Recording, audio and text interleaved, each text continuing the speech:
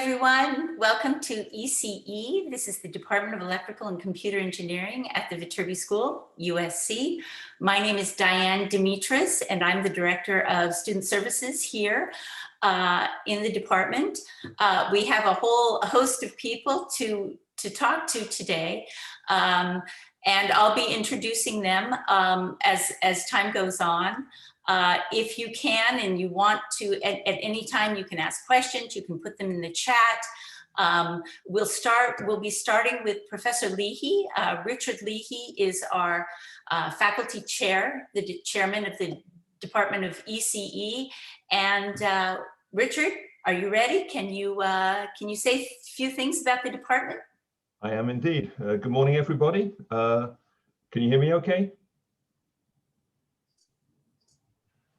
Yes. Yes. Okay. So welcome to all of you to the Ming-Shay department and I think our first virtual open house for potential PhD students. At this point, you've all either been admitted or if not, at least recommended by the department for admission to our PhD program. So first off, I want to congratulate you all. This is a very competitive program to get into. We have hundreds of applications every year. We only admit a small fraction, so congratulations to you. You'll be hearing, if you haven't already, the details of the financial aid package that we'll be offering you. We support all of our PhD students. All of our students are offered full stipends and tuition, so you don't have to worry about the financial side of things once you're in the program. Normally, of course, we would invite you onto the campus as we do each year. And Diane and the rest of my colleagues have done their best, and we've done our best to reproduce the experience for you here in this online event. So once we've had the chance to tell you a little bit about the department and the PhD program, you'll have the opportunity both to introduce yourselves and to meet some of the other students that are in this cohort with you. So we'll have breakout sessions in about an hour, chance for you to meet and talk in smaller groups. As I hope you already know, we've arranged for you to meet directly with the faculty that you're interested in talking to. I think most of you have already provided lists to us of folks you'd like to meet. But if you talk to people today and you realize there are other faculty that you want to meet with, just let us know and we're happy to help you arrange that. And normally, of course, you would have these meetings whilst you were visiting the campus. Because everything is online, we decided to not compress everything into one day, and so we spread those meetings out over the coming week, so you'll have plenty of opportunity to meet with the folks that you want to.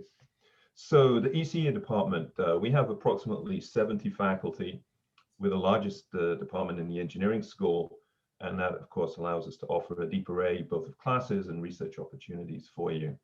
There's also a lot of opportunities for interdisciplinary work. Many of us have joint appointments in other departments, both within engineering and across the university. So for myself, my interests are in biomedical imaging, and particularly brain imaging. So I have appointments in biomedical engineering and radiology, as well as in the electrical engineering department. So some of you already know what you want to do. You've picked out an advisor, and you pretty much know what you would like to study. Others of you, perhaps not so much, and either of these is fine.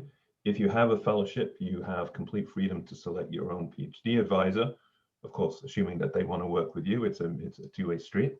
But this is an opportunity for you to look at the kind of work that's going on here in the department and find the person who would be the best fit for you.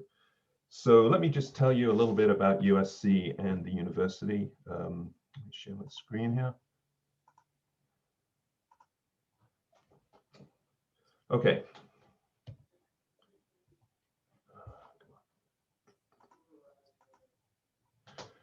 So USC, it's a beautiful campus. We're about a couple of miles from downtown Los Angeles, and aside from the medical school, which is on a separate campus about 15 minutes away, all of the university is on this one large, huge block in Los Angeles. And you can see from some of these pictures, it's a beautiful collection of buildings, a lot of them built in the 1930s. So it's a very nice environment to live and work.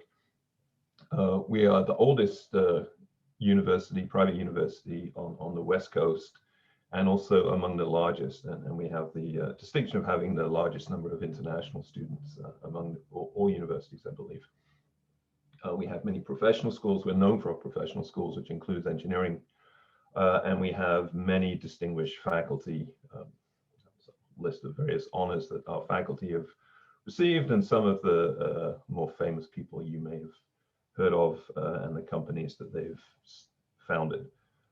Turning to the department itself, we also been around for a long time, from 1905. We are a large department. We have approximately 300 undergraduates. It's a fairly small undergraduate program, but we have a very large number of master students. We offer a range of different master's programs, and of course, a very large, relatively large PhD program. We have over 300 students, and we have 60 to 65 full-time faculty in the department who are advising PhD students, and I just include that number there. We're well funded, so while you will begin your, many of you will begin your time at USC as fellowship students, most of our students transition to a combination of research assistant and teaching assistant support, with the majority of that being research assistant, which means that you are paid off of a research grant, which is won by one of the faculty in the department, and your research work will be connected to the type of work that was proposed and approved for funding in that grant. And as you can see, we have a large amount of money in order to support the research activities of our PhD students, postdocs, and faculty. We have a large number of, we have many thousands of alumni, many of whom are very successful. Two of the more well-known alumni, particularly around the engineering school, are Andrew Viterbi and Ming-Hsieh. Andrew Viterbi is the founder of Qualcomm and the inventor of the Viterbi algorithm. Obviously, it's named after him. And chances are that this algorithm is built into your cell phone. He's actually a member of our faculty as well. He's still active, and you may see him around campus. We have an annual Viterbi lecture, which he always comes to. And Ming-Hsieh, who endowed, I should say, Andrew donated a large amount of money also to the engineering school, which is what it's named after him. And then Ming-Hsieh is another graduate of our program, and the school is named after him, and he's the founder of two extremely successful companies. One is Cogent Systems, which does mainly analysis actually of fingerprints, but other biomarkers. And then more recently, Fulgent Genetics, which is a biotech company. And as I say, we have many other very, very successful alumni in the business world. And also, of course, many of our students go on to be faculty at major universities, not just in the US, but across Asia, Europe, and the rest of the world. So I'll say a little bit about the organization of the department because it's unique. We are organized into two divisions, electrophysics and systems, and we actually have two separate department chairs because of this organization. So I'm the chair of the systems side of the department, and Tony Levy, who unfortunately couldn't be here today, is the chair of the electrophysics side. And within systems, then we have a further subdivision into our, into our computer engineering group and the systems group. On the systems side, we have signal processing and machine learning. We have information and communication systems, and then control, robotics, cyber physical systems. In the computer engineering world, we work in computer architectures, networks of all kinds, and VLSI and CAD design. And then on the electrophysics side, it's devices, nano and micro scale devices, photonics and electromagnetics, and chip design, analog and mixed signal circuits, and so forth. In recent years, we've been looking at sort of reorganizing the way that we structure a lot of the collaborations and research in the university. And we're in the process of forming new research institutes, which will bring people together from these three different areas in sort of themed groups. And the one of these that's the most far along in terms of development is the Institute for Future Computing, because the idea is that we're going to look at technologies beyond the Moore's law and beyond CMOS, both in or everything from foundational materials and devices right through system software and applications. And then similarly in the world of information systems and in human-centered technology, we can bring together everything from materials and devices at one end to algorithms, applications at the other. So we're in the process of doing that, and that may impact some of the people that you interact with or the way that you interact with people when you're in the program here. I will not go through the details of all the different research areas that we have, but just to list off some of them here so you get a sense of the breadth of research. As I say, we're a very large department. We have collaborations with many other departments within engineering, departments outside of engineering, and also many of us, of course, have collaborations at other institutions and research institutes. So lots of opportunities there, and lots of happy, smiling faculty to work with. This is just an array of some of our tenured and teaching faculty. Let me just emphasize some of the newest faculty hires. Starting on the left is Wade Hsu, and next to him, Mercedes. They both joined a couple of years ago, and both work in the area of photonics, particularly nonlinear photonics. Both experimentalists, do very, very interesting work. Manuel Mong and Konstantin Sideris, and many of you will meet Konstantin today. He's either at this meeting or will be joining shortly. Work in electromagnetics, implantable devices, novel devices for biomedical and other applications. Feifei Chan and Samil Bansal are two most recent hires on the system side of the department. Both work in the area of robotics. So Feifei works on robot locomotion. She just joined us a little over a year ago. So is just kind of getting started there. There's lots of interesting opportunities to work with her. Samil is going to be joining us in August. He's currently actually working at Waymo, one of the self-driving car companies. He did his PhD at Berkeley and works on, again, on robotics and control, particularly vision, combination of vision and machine learning based maneuvering of autonomous vehicles. And finally, Joshua Yang, who's a senior, joined us as a full professor just a year ago, works in post-CMOS computing, and particularly in the areas of neuromorphic computing and computing using memoristas. So that's just a survey of some of our newer faculty. We have many other more established faculty here for you to talk with.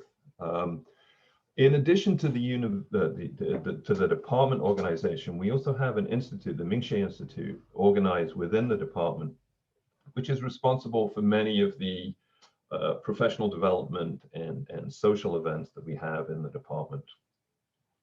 It supports visiting researchers, seminar series, visiting scholars. Let me just highlight a few of these particularly relevant to PhD students. As I said, we have, I think, 4 or 5 seminar series in the department, which bring in many top researchers from around the country and indeed around the world. LA is something of a hub, both for conferences and people passing through on their way to conferences. So we have a lot of people coming through the department and giving seminars. We have the Ming-Hsieh Scholars Program, wherein we select each year, I think it's 3, senior PhD students as like the top representatives of their cohort, who are given resources to go visit other universities, to organize events within the department. And it's a substantial honor, and hopefully you'll meet some of the Ming-Hsieh scholars in the next day or on Monday. We have an annual research festival, which we've just decided to postpone, I think, till the fall, when hopefully we can do it in person.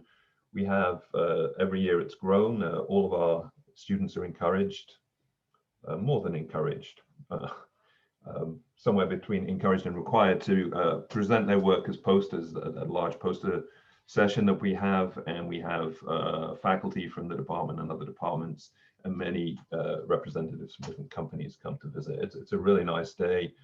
We've had a number of department retreats as well, where we go away for 1 or 2 nights to a location out in the desert or somewhere pleasant, and have a mixture of social events and planning events. Something to look forward to if you join us. More generally, Los Angeles, I love it. I've been here for 35 years, came from darkest England, and I still love it. There's a lot to do here. That picture up on the upper left is actually the Wrigley Institute. It's a marine research institute that's owned by USC, that's on Santa Catalina Island, which is about 30 miles off the coast. It's about an hour by boat to get out there.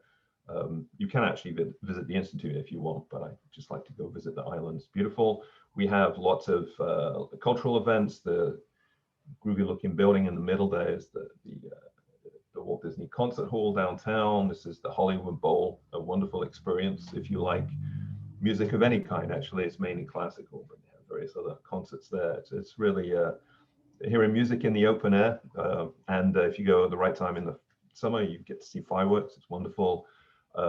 This is Venice Beach down here in the middle at the bottom. Snow, there's snow. You can see the mountains up here. There's skiing within driving distance. Los Angeles, when it's clear, is actually really quite a beautiful place. We're surrounded by mountains on 3 sides, and then the beach on the other side. So whatever you like to do, you can do it here. And let me just show you one other picture. As I say, I just love California. This is Mount Dana, which is up in the Sierra Nevada mountains. It's about 5 hours drive from here. This is it's actually my son. We walked up to the top of this mountain. It's up at 13,000 feet. It is absolutely gorgeous. That's Mono Lake in the background there. One of the few lakes that doesn't have a water outlet, so it's rather like the Dead Sea. It's a very interesting place. And this is really high. That lake is 2 miles and 2 miles below us or something like that. Again, California is just one of the most beautiful places in the world. So come here and study, and then get out and see it. It's my advice. And finally, in addition to our faculty, we have a wonderful collection of staff. Ted Lowe and Kim Reed are the business managers for the 2 sides of the department. You'll meet our fantastic student services staff led by Diane Demetris today. And then in your day-to-day dealings as a PhD student, when you need to travel to a conference, you're locked out of your office,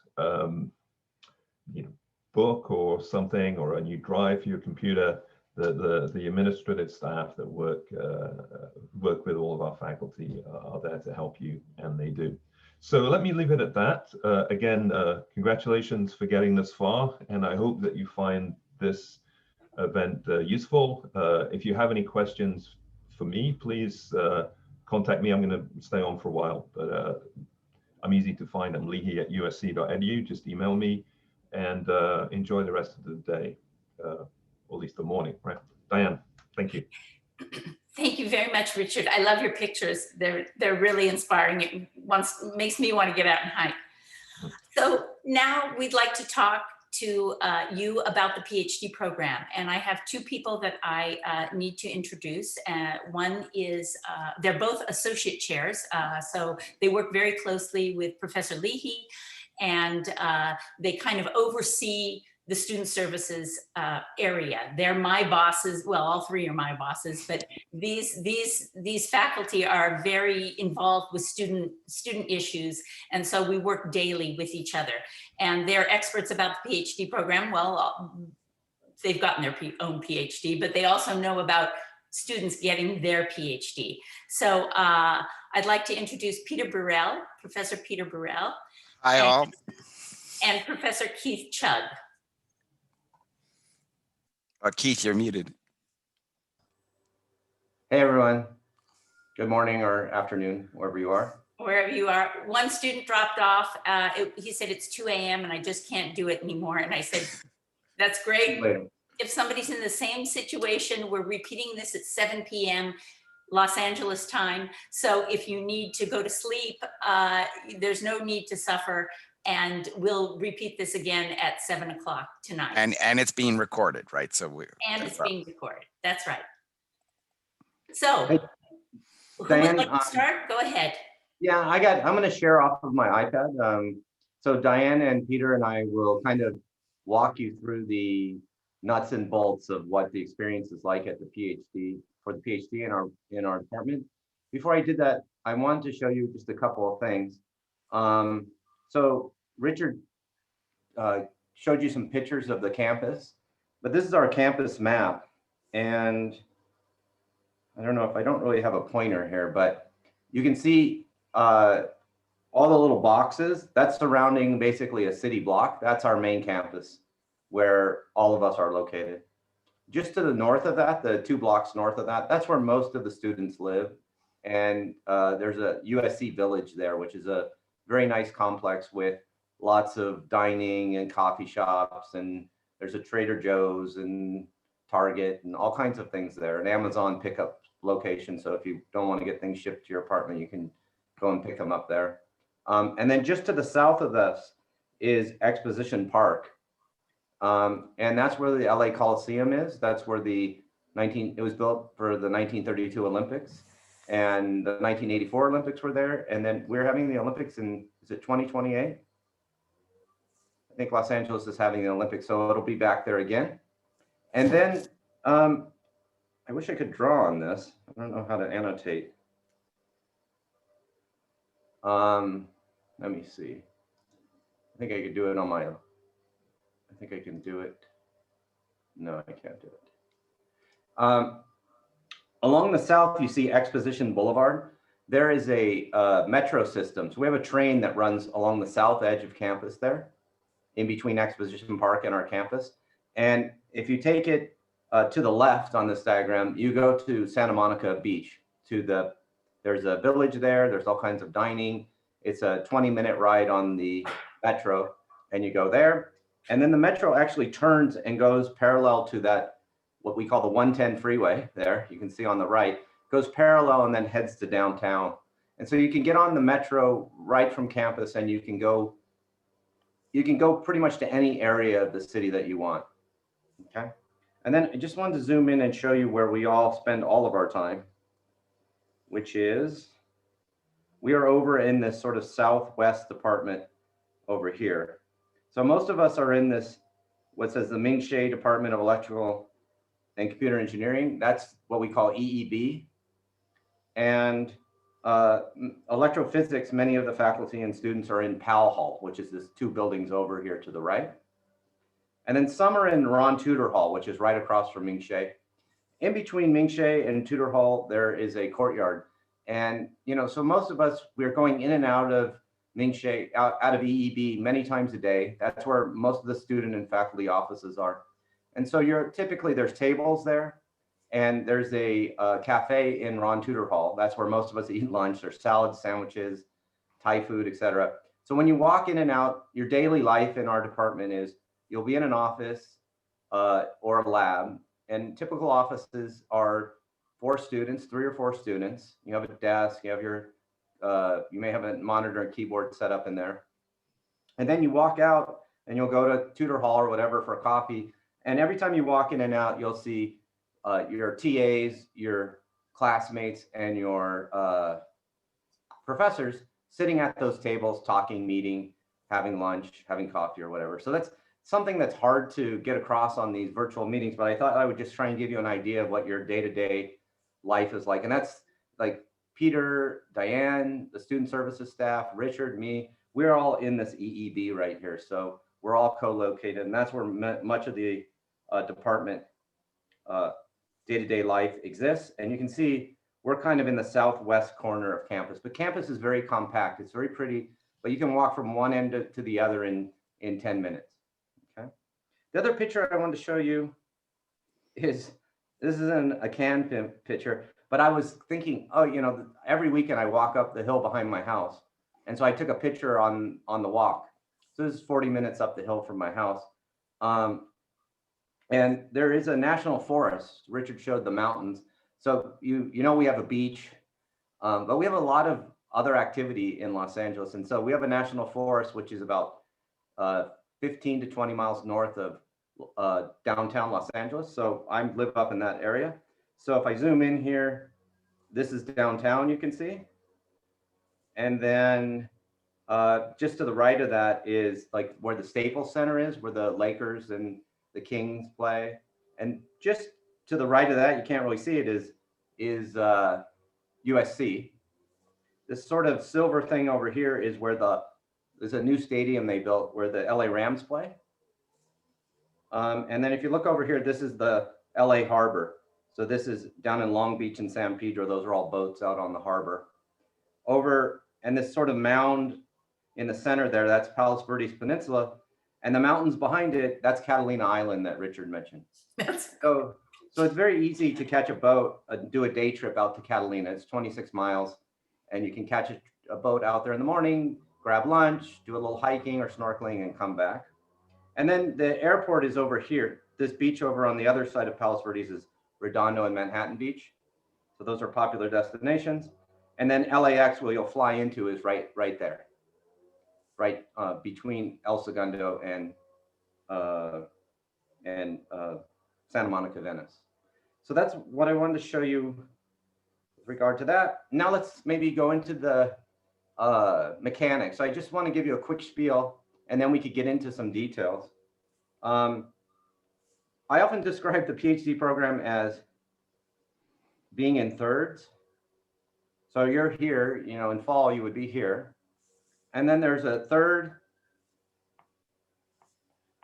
like this. This is your screening exam. And then you have a qualifying exam. And then you have your dissertation defense.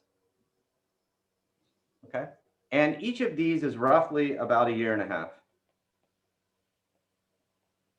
Give or take. Everybody's a little bit different, but this is kind of what you're looking at. And so in this first part, you're really focused on classes, starting research, and you need to get, you know, finding a lab, finding advisor.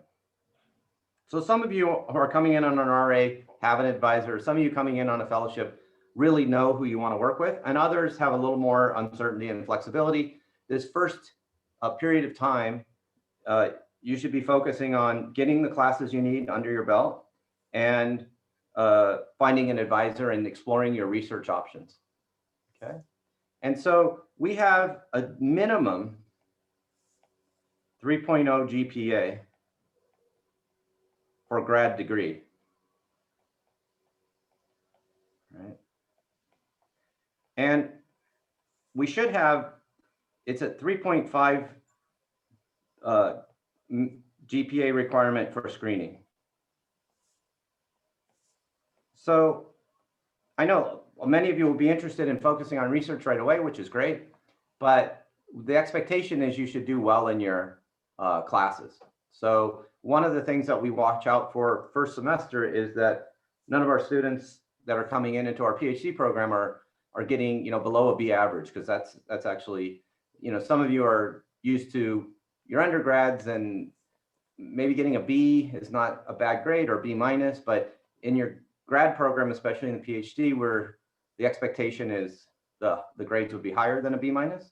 And the you know, there is grade inflation at the graduate level given. So if we give you a B minus, it's kind of a vote that you need to do better in other classes. So if you're doing average, a little above average, you should be getting about a B plus probably in most classes. Okay. So we want you to complete your screening exam. Keith, maybe you can talk about how many classes typically, you know, as they come in, they would take, because that'll be probably different from the undergraduate as well. Yeah, so typically most of our students are taking 2 classes. And I'll talk a little bit about the degree. We have a 60 unit requirement and we have 4 unit classes, so you can do the math. But we can talk a little bit about the typical coursework path that you take to get your degree. Okay.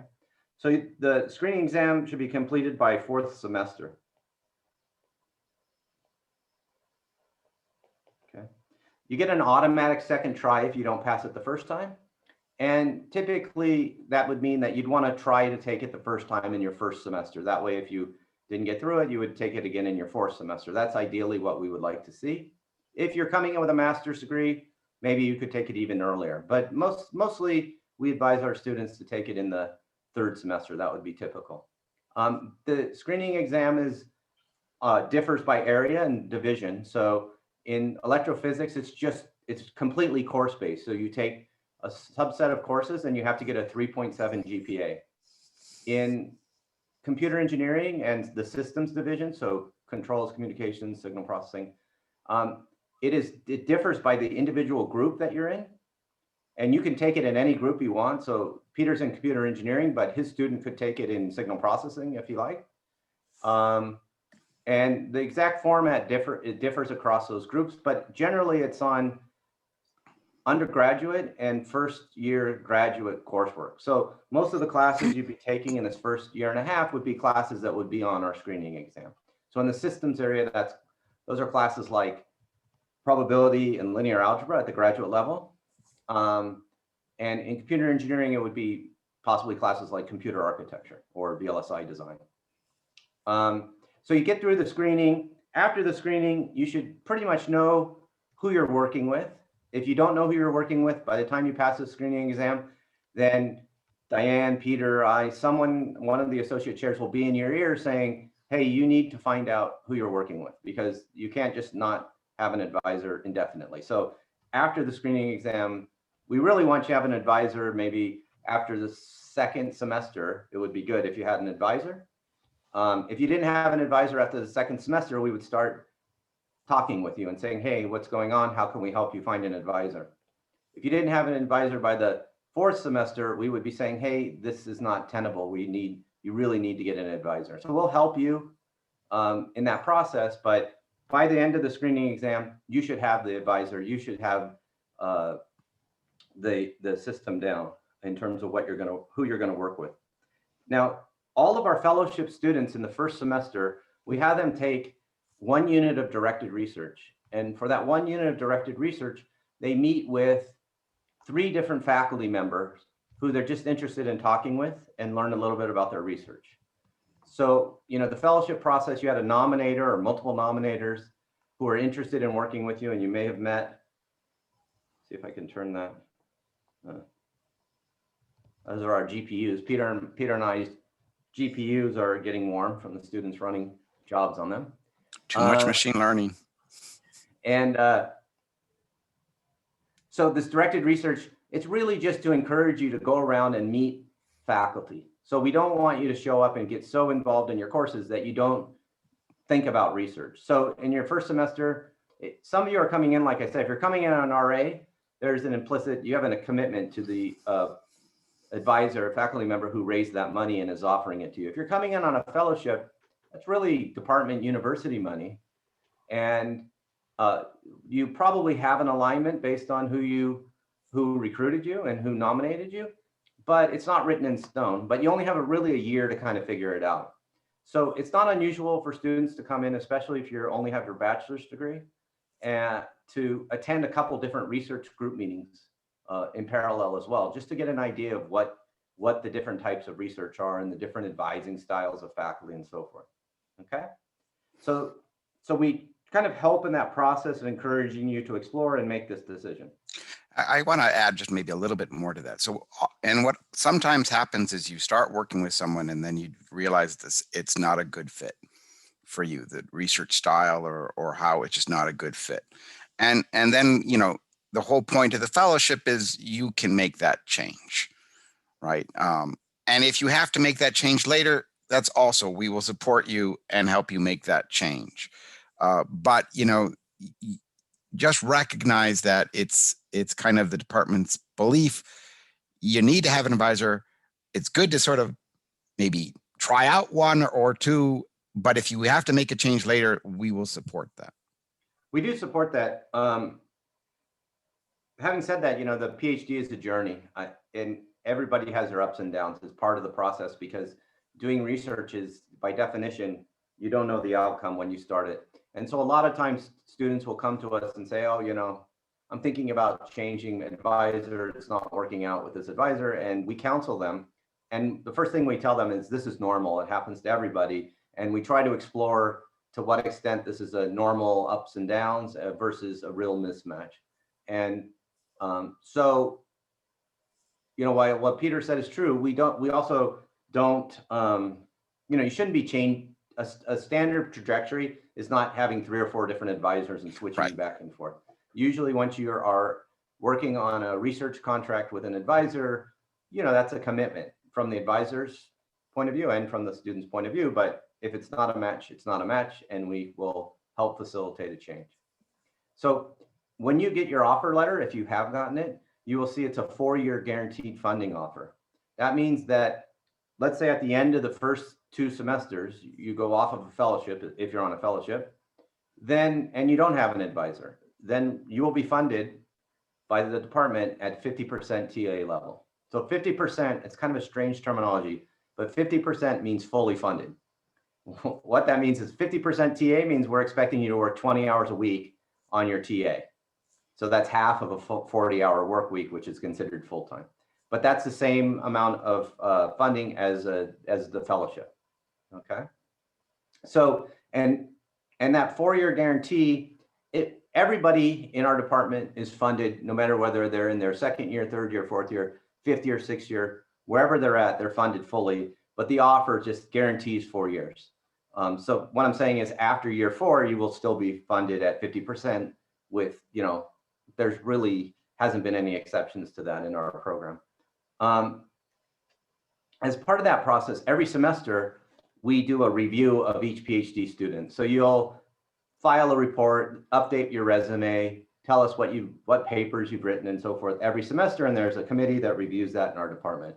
So that's kind of the flip side of the guaranteed funding, is it's guaranteed assuming you're making expected progress towards your degree.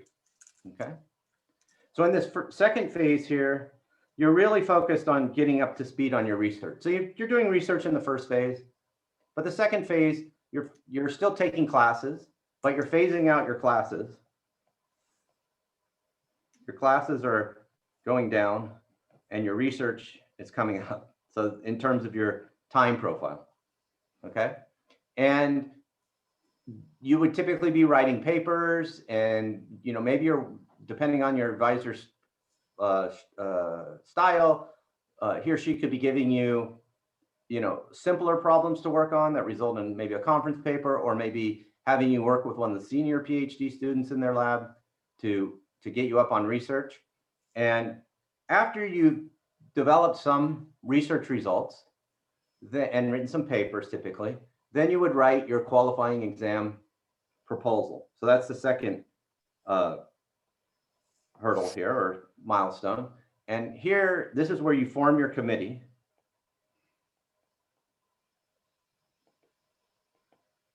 Okay, and that is typically, so that is your advisor, that's the chair of your committee. It's 5 people, so your advisor plus 3 people typically from our department, and then a 4th person outside of our department, the outside member. And in systems, we have a minor requirement, so that's you take 3 classes outside of ECE. So for most people in systems these days, it's either CS or math, or sometimes industrial systems, because they have a lot of good optimization classes. So typically our outside members will be from your minor department. Many of our students want to take CS classes anyway, so the minor is not an onerous requirement. And we think it's good to get a little different perspective on the material and strengthen some of your background that's related to your research. Okay, so at the qualifying exam, you write a proposal, but it's kind of a draft for your dissertation. So you'll have the literature review and the background and motivation, and you'll have your preliminary research, your papers in there. And then you'll write another chapter on the work that you're going to do to complete your PhD. Okay, so you have to write about work that you haven't done in the past and that you haven't already done. And that can be challenging, but it's a good exercise. And during this process, you also work with your advisor to get, you know, a full story for what your dissertation is about. So you might originally been working on some starter problems, but really most dissertations, you want them to have a good story arc that describes, how all of the work you've done is related to an overarching theme. Okay. So you write a document and you give an 1.5-hour presentation to your committee, and they're going to ask you questions and check to make sure you know the background material and the tools, and also that you understand the significance of your work and how to place it in the context of the literature. Okay. And then here at the end, you're really focused on research, of course. And I would say it's a little bit more self-directed. And this varies by advisor, but one of the things I think about when I think about a PhD is by the time you finish, you should be able to formulate a problem on your own, solve it, and write it up into a high quality academic scholarly publication. And so at the end of the process, many of the PhD advisors, we're just serving as kind of encouraging coaches, saying, yes, this is right, what you're doing is right. Maybe I do it a little more like this, but it's a lot less direct advising than typically occurs in the earlier stages of the research. So you may be now taking on and helping some junior students in the program, in the research lab that you're in. So we have a 60-unit, I'm going to finish my spiel here in just a couple minutes here. So we have a 60-unit are required for the degree.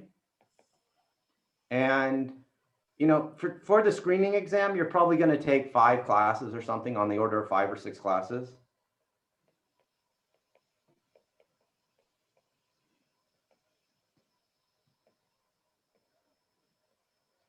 You're probably going to take 3 classes for your minor. You're probably going to take another 3 or 4 classes for your own interest. Okay, so we have a great new master's program in machine learning and data science. So we have classes on, machine learning 1, machine learning 2. We have classes on deep learning 1, deep learning 2. We have 2 classes now on, basically kind of software for machine learning 1 and software for machine learning 2. So those are more applied classes. We have classes in, also stuff that maybe you're just interested in learning about, and it's not going to be part of your thesis, but something maybe like quantum information processing. We have a group of quantum information researchers in our department that's fairly unusual for a ECE department. So it's a great opportunity to learn something that you wouldn't otherwise have the opportunity to learn, and just take a class like that. And then the rest will be, the rest of the units are directed research units. So you can be taking directed research while you're doing the research for your quals, et cetera, or dissertation units. So after you take the quals, you're registered for dissertation units up here.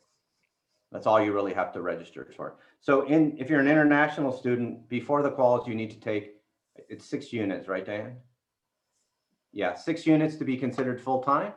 And even if they're domestic students, Oh, okay. if RAs and TAs and fellowship students also must be fully enrolled in 6 units. Yeah. But after the quals, you only have to be registered for the 2 units of dissertation to be considered. That's right. That's required. That gives you full-time student status for your fellowship, for your international status, everything. So we make sure that students are fully registered every single semester. And so many of the, so you should work with your advisor, your mentor, to get information, to get advice on what classes you should register for, what are going to be useful for your research, and what classes your advisor expects you to cover and have the background in. So a lot of times we have students that are concerned about 60 units of classes and how am I going to just, I've never had a case where we've seen a student ready to graduate, but doesn't have 60 units. Never happens. So I wouldn't worry too much about the 60 units. If you're coming with a master's degree, then you can transfer in units from your master's degree. If that's your situation, we can talk about it in more detail. Typically, you're not going to transfer every unit in because there's some classes you want to take again here. But maybe you're studying controls. That's going to be your PhD. And maybe you took a couple classes in communications. those are good classes to transfer in for credit. So some of that can be transferred in, typically not all of it. A maximum of 30 units can be transferred in from a previous MS. Bachelor's degree coursework is kind of sealed. You can't transfer any of that in, even if it was graduate coursework. But master's coursework, you can transfer in a maximum of 30 units. And we can do that at any time during your PhD. There's no hurry to do any of that. Yeah. So other questions that come up, do I get a master's degree? So we have a coursework only master's. So we have a lot of master's students. Richard didn't mention this, but undergrad in our department, ECE, we have about 40 students a year. So we have about 150 students in our undergrad program. So it's very small relative to the size of our department, which Richard mentioned is 65 faculty on that order. But we have 1,300 master's students. So master's program is huge. We have about 340, 350 PhD students, which is also quite large. But because we have such a huge master's program, we have a lot of graduate courses. And our master's students, I mean, they're good. So if I teach a class with 80 students and there's 20 PhD students, the best student in the class, the top student, could be a master's student. I would expect in that class that the top, most of the PhD students would be in the top third. So most of the weaker students are going to be master's students, but not all of the stronger students are going to be PhD students, is how I characterize it. So we have lots of classes because we have lots of master's students. So you can go off and learn just about anything you want. Keith, there was a question about summers. Yeah, so chat. Summers, so I can't overemphasize, especially for the fellowship students. You want to find a good match for your style with your advisor. And so you can probe your advisor. Some of you are going to want an advisor who gives you a list of tasks to do every week. And you every week you come back with, I completed these tasks, or I couldn't do number 3. Other of you want to work in a way that's more, hey, go off and look at this idea and see what you can figure out. You might like that. So some advisors do that. Some advisors are like, go off and look at this and tell me what you think. Other advisors are, okay, my student who just graduated, she left these 4 things unsolved. I want you to do, these steps this week, and then we'll meet next week. And, so it varies by advisor. It varies by the type of funding that the advisor has. So some of us work, have mostly National Science Foundation funding, which is very open-ended. There's a lot of flexibility on what you work on. And then others are working on more contract-driven, deliverable-driven, DARPA type of contracts. So, figuring out what's the right match for you is important. So summer work, that was a little detour from summer work, because what you do during the summer, you should work with your advisor on that. So some advisors say, yeah, go ahead and do a summer internship anytime you want. Others say, well, you could do a summer internship, but you should do that in your 3rd summer, and you should go to my friends group at Google, because that's what my students do. And others will say, I really don't think a summer job really helps you towards your PhD. So it really is variable by your advisor, and all of those are allowed, but it varies a lot with your advisor. And there are some classes also that are being taught during the summer. And you should also know that you're all guaranteed summer support if you don't go on an internship. So there's a question about, in the PhD, we have a PhD in ECE, but we also have a PhD in computer engineering. So maybe, Peter, you can describe the difference. Yeah, I mean, there are subtle differences in the requirements, but it's not hugely different. I'd have to go back and look at the thing. It's all a matter of what you want on your transcript and what you want on your PhD moving forward. Do you want to be known as a PhD in computer engineering? Or do you want to be known as a PhD in EE? And I've seen students switch fairly late in the program, based on what their interests in classes are. And we often have a lot of flexibility in, if there's a specific requirement but you really wanted the other degree, there are options for us to just waive that requirement as well. So I think that one is far more an issue of what you'd like to be known for the most part. I mean, there are, if you're going to be in computer engineering, you have to take a certain set of courses that are more centered around computer engineering, meaning VLSI, CAD, computer architecture, computer networks. There is a large degree of flexibility in our PhD program in terms of courses. You could take 10 math courses if you want, or 10 CS courses, as long as it works with your advisor, and as long as you're preparing yourself to get through the screening exam, then you're okay. So it's not uncommon. In fact, I was just reviewing a file that came through Diane's desk for one of our faculty members who's more mathematically oriented, and the student had taken 10 graduate math classes, and that was fine.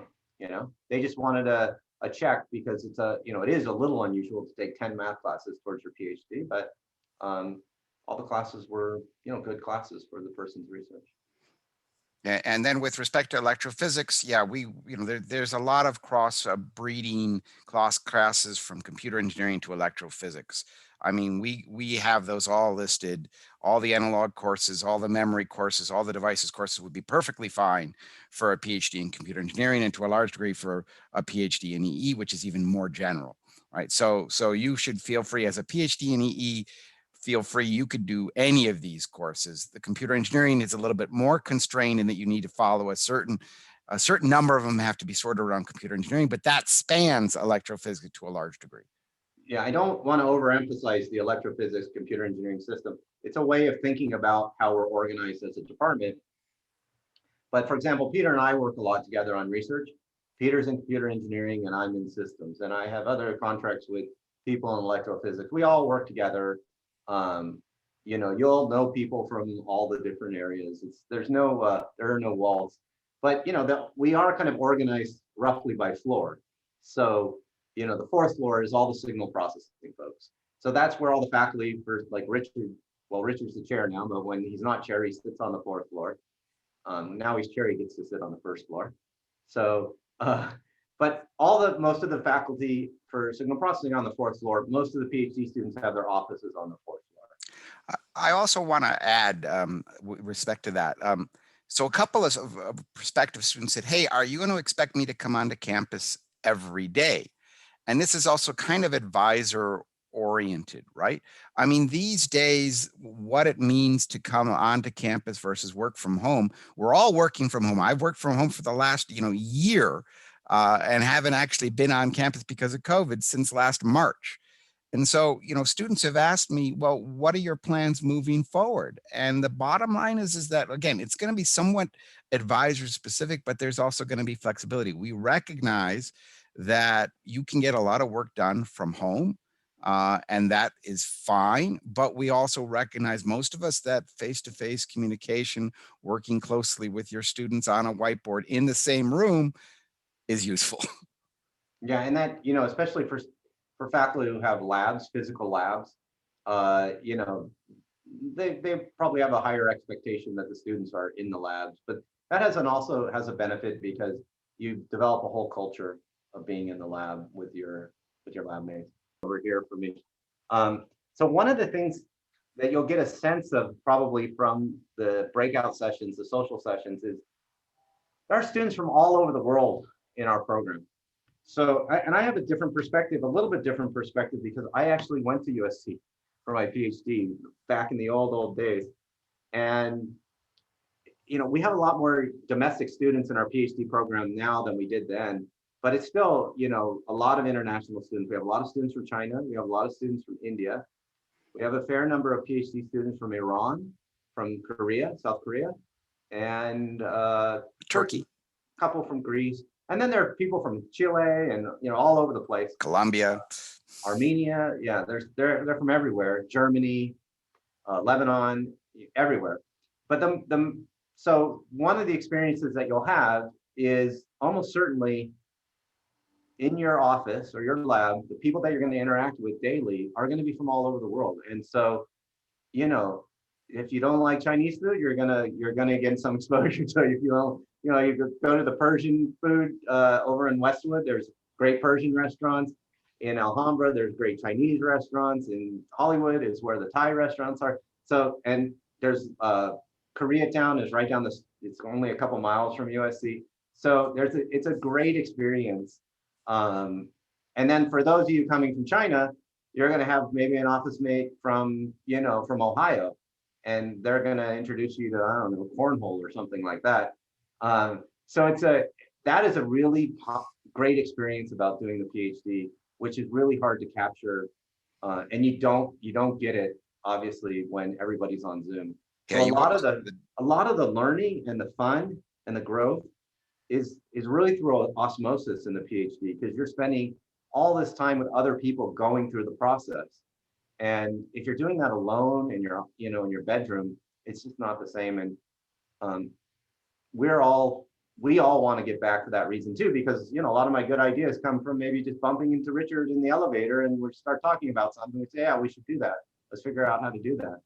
And we don't have that spontaneous water cooler interaction. So that's not unique to USC. It's really what we're missing as a society with this COVID situation. And I think Richard and Keith did sort of show you that LA has, it's kind of really well positioned to do your PhD. The diversity of people in LA, and then just the diversity of the environment.